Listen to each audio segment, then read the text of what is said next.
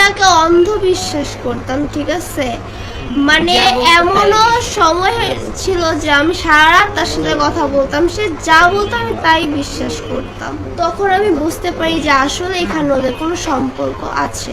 তখনই আমি যখন শিওর ওর বন্ধু জাহিদ, জুবাইর নামে ওর একটা বন্ধু আছে, দুইটা বন্ধুর থেকে আমি কনফার্ম হই যে ওর মোহনার সাথে সম্পর্ক আছে, তখনই আমি ওর কাছ থেকে সরে আসি।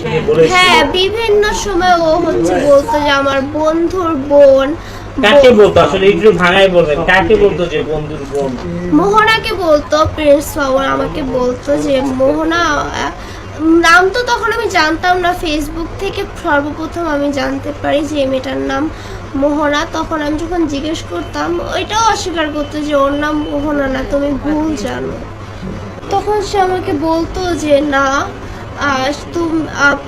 প্রথম যখন, তখন তো বলতো যে এটা একটা।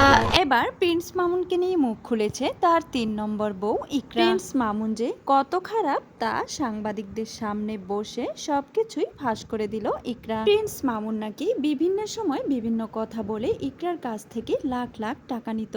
এর আগেও প্রিন্স মামুন লাইলার কাছ থেকে ২ কোটি টাকা হাতিয়ে নিয়েছে। এরপর মোহনাকে বিয়ে করে তার কাছ থেকেও লাখ লাখ টাকা নিয়েছে।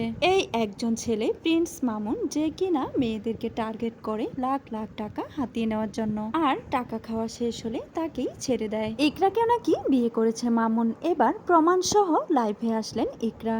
আর ইকরা নাকি অন্তঃসত্ত্বা, সে নাকি প্রিন্স মামুনের সন্তানের মা হতে যাচ্ছে। আর এরকমই গুঞ্জন শোনা যাচ্ছে সোশ্যাল মিডিয়ায়। কয়েকদিন পর পর নতুন নতুন মেয়ে চেঞ্জ করা অভ্যাসে পরিণত হয়েছে প্রিন্স মামুনের। তাই তো মোহনাকে রেখে ইকরাকেও বিয়ে করেছিল গোপনে। ইকরার সাথে সম্পর্ক থাকাকালীন যখন মোহনার কথা জানতে পেরে যায়, তখন ইকরা প্রিন্স মামুনকে জিজ্ঞাসা করে মোহনাকে, কিন্তু মামুন সেটা অস্বীকার করে, বলে সে আমার বন্ধুর বউ। এভাবেই নিজের বউকে গোপনে রেখে ইকরাকেও বিয়ে করেছে প্রিন্স মামুন। আর ইকরাকে বিয়ে করার পর ইকরা নাকি এখন মামুনের সন্তানের মা হতে যাচ্ছে। তো ভিউয়ার্স, এই বিষয়ে আপনাদের কোনো মতামত থাকলে অবশ্যই কমেন্ট বক্সে জানাতে ভুলবেন না।